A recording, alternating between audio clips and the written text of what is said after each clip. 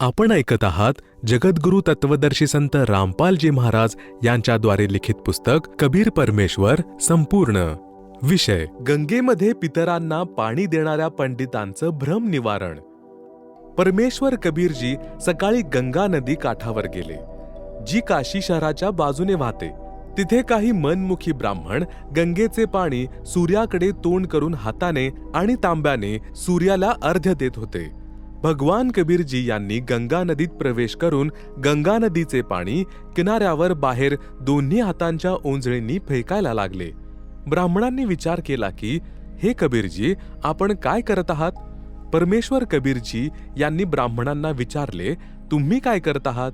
ब्राह्मणांनी उत्तर दिले, आम्ही आमच्या स्वर्गातील पूर्वजांना पाणी पाठवत आहोत. परमेश्वर कबीरजी म्हणाले, मी माझ्या घरासमोर बाग लावली आहे आणि तिला पाणी देत आहे. हे ऐकून सर्व ब्राह्मण हसू लागले आणि म्हणाले की, सर्व पाणी तर पृथ्वीवर पडते आहे, तेथे पाणी कसे जाईल? त्यावर कबीर साहेब म्हणाले की, आपण देखील पाणी पृथ्वीवरच टाकले आहे. जर तुमचं पाणी करोडो किलोमीटर दूर स्वर्गात जाऊ शकतं, तर माझ्या पाण्याला अर्धा किलोमीटर दूर जायला काय अडचण येईल?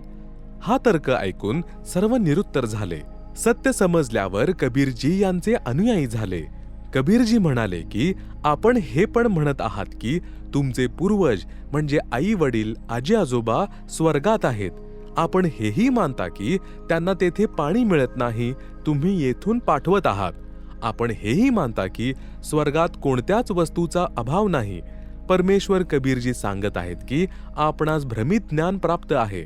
तुमचा भक्तिविधी शास्त्राच्या विरुद्ध आहे. त्यामुळे आपल्या पितरांना लाभ तर दूरच आहे व तुम्हालाही लाभ मिळणार नाही. माझ्याजवळ शास्त्रानुसार भक्ती आहे, ज्यामुळे आपले आणि आपल्या पितरांचेही कल्याण होऊन जाईल. ज्या भक्तीच्या जोरावर येथे टाकलेले पाणी कुठे दुसरीकडे जाऊन पडेल, ती शक्ती तुमच्याजवळ नाही. मी काशीत माझ्या पायावर पाणी ओतले होते, ते जगन्नाथपुरीच्या पंडिताच्या पायावर घालण्याच्या उद्देशाने ओतण्यात आले. मी स्वतः तिथे पोहोचून त्याचे संरक्षण केले होते. जर तुम्ही मी सांगितलेली भक्ती कराल तर तुम्हाला आणि तुमच्या पितरांना तिथे स्वतः जाऊन संतुष्ट करेन.